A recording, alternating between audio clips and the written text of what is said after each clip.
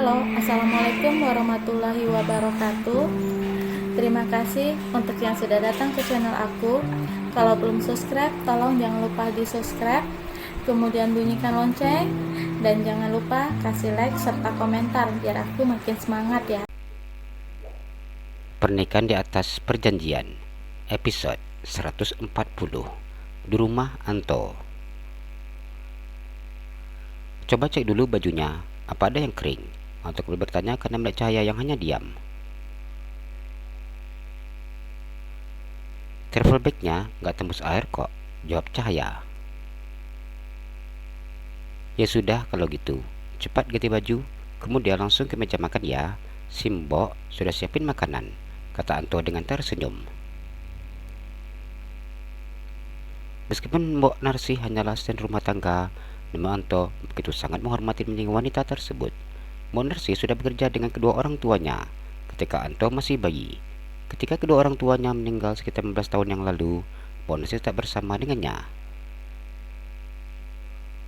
Iya, jawab Cahaya kemudian tersenyum.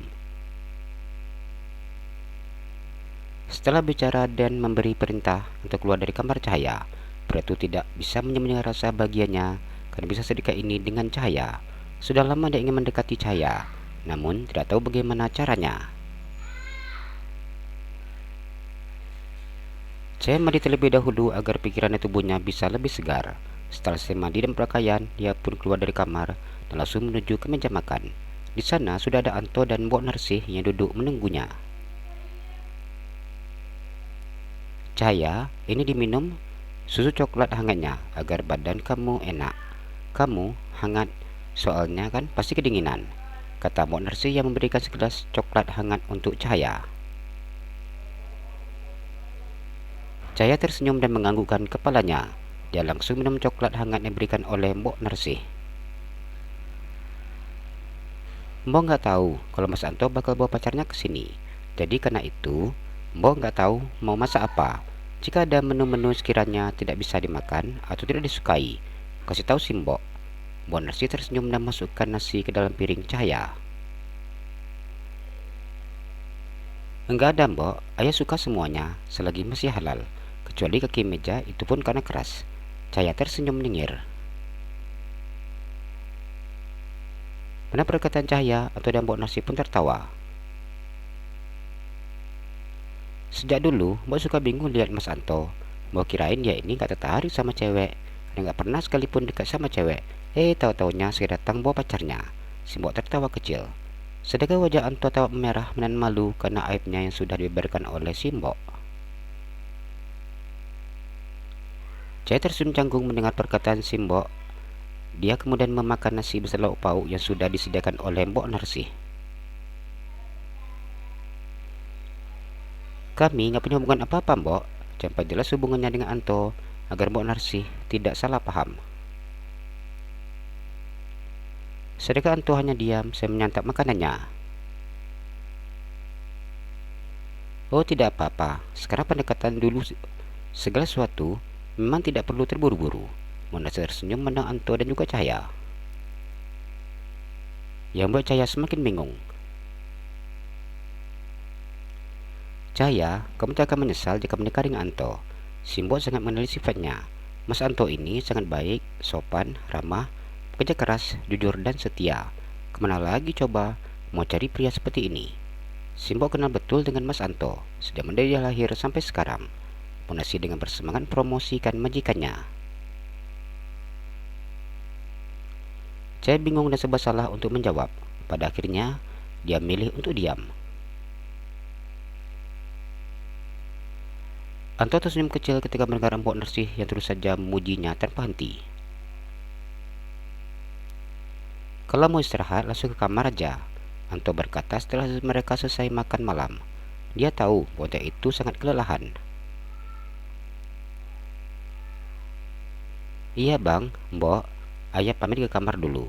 Cahaya kemudian beranjak dari duduknya dan pergi ke kamar. Cahaya bingung ketika berada dekat Anto. Meskipun pria itu tidak pernah mengungkapkan perasaannya, namun dia merasa tidak nyaman ketika melihat cara Anto memandangnya. Dia takut jika suatu saat nanti atau beranggapan bahwa Cahaya memanfaatkannya. Cahaya masuk ke dalam kamar dan langsung naik ke atas tempat tidur. Dia mencoba menghubungi nomor ponsel milik Arlan, namun tetap saja nomor itu tidak tersambung. Bahkan beberapa foto hasil tes kehamilannya pun sudah dia kirimkan, namun tetap saja semuanya masih centang satu. Setelah ini Cahaya tahu dan paham apa yang harus dia lakukan. Dia tidak akan mencari Arlan karena semua itu akan sia-sia saja. Karena nyatanya Arlan hanya mempermainkannya. Cahaya, buka pintu, atau mengetuk pintu kamar Cahaya. Ya bang, sebentar. Jawab Cahaya kemudian beranjak di tempat tidur. Dia kemudian buka pintu kamar. Abang boleh masuk, tanya Anto sambil memandang kamar Cahaya. Pria itu membawa kotak P3K di tangannya. Cahaya bingung untuk menolak. Abang cuma ngasih obat, atau menunjukkan kotak tersebut. Dia memang sengaja datang ke kamar Cahaya untuk mengobati luka di wajah gadis tersebut. Ayo ngobati sendiri aja bang. Cahaya mengambil kotak dengan Anto dengan tersenyum. Boleh, ini salep untuk luka, dan ini salep untuk memar, atau menunjukkan obat yang harus dipakai oleh Cahaya. Cahaya menang kedua salep yang ditunjukkan oleh Anto, dan kemudian dia menganggukkan kepalanya. Langsung istirahat ya, jangan pikirkan apa-apa dulu. Anto mengusap kepala Cahaya dan kemudian pria itu pergi. Cahaya masuk ke dalam kamarnya sambil memegang dadanya. Entah mengapa perhatian Anto yang seperti ini membuat dirinya semakin takut. Setelah mengetahui bahwa dia sedang mengandung, apa mungkin pria itu bisa maafkannya? Atau mungkin akan beranggapan bahwa dia memanfaatkan kebaikan dari pria tersebut. Cita terbangun di tengah malam. Wajah mucat ketika melihat cairan merah keluar di bagian kotaknya. Dengan cepat Cinta meraih ponsel yang terletak di atas nakas dan menghubungi si Bibi yang merupakan asisten rumah tangganya. Cinta merasa bersyukur ketika si Bibi dengan cepat mengangkat panggilan telepon darinya. Halo Neng, jawab si Bibi. Nara dengan sengaja membuat nada dering full agar si Bibi mendengar panggilan darurat seperti ini. Bi, bisa ke kamar sekarang? Tanya Cinta. Iya, bisa Neng. Ada apa Neng? Tanya si Bibi ketika mendengar suara Cinta yang terdengar sangat lemah. Cinta berdarah seperti pendarahan, jawab Cinta sambil menangis. Non, tenang, jangan panik. Bibi akan langsung ke sana.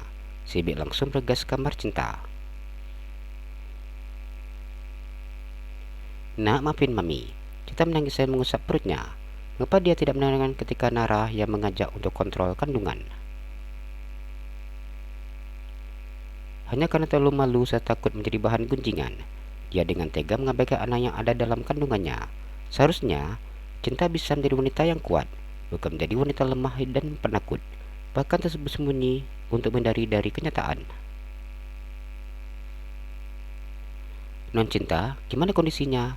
Si Bi langsung saja bertanya. Bi, Cinta takut. Cinta berdarah, Bi. Cinta menangis dengan wajah yang pucat. Jalan-jalan ke Pekanbaru, jangan lupa beli sepatu. Kalau kamu suka channel aku, please subscribe aku. Terima kasih.